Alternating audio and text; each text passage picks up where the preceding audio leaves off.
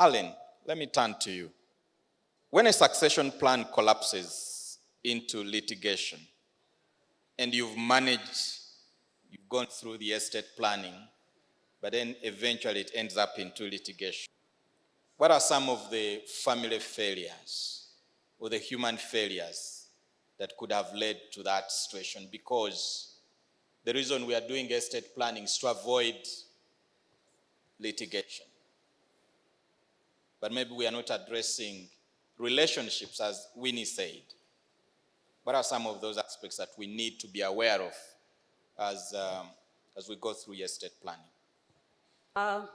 So it is common for us to end up in court, mainly when people seek to challenge wills.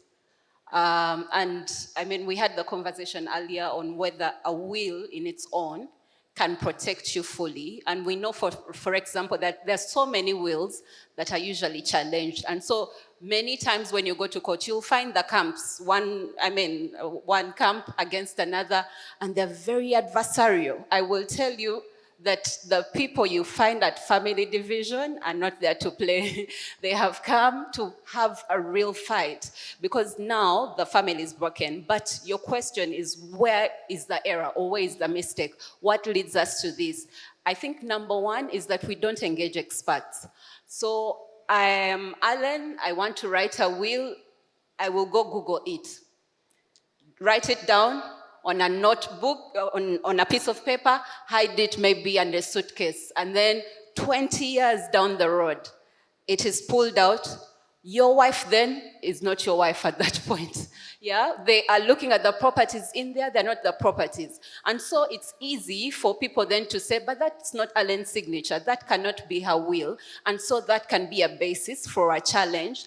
And in that case, I mean, you thought you had done it, but it's not protecting you. So that's the number one thing. And so even when we have these conversations, we keep telling people it's a very dynamic conversation. And that's why TEPA that has been launched is very, timely. Because if you come to a lawyer and you're seeking estate planning, I'll give you the legal aspects.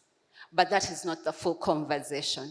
And so we came to that realization early enough to realize for me to advise Patrick fully, I need a financial consultant, I need a real estate consultant, because again, Patrick has all these things. And so for you to say that you have made that estate plan, you need to get all those experts on board. But the other thing, again, is your way of life.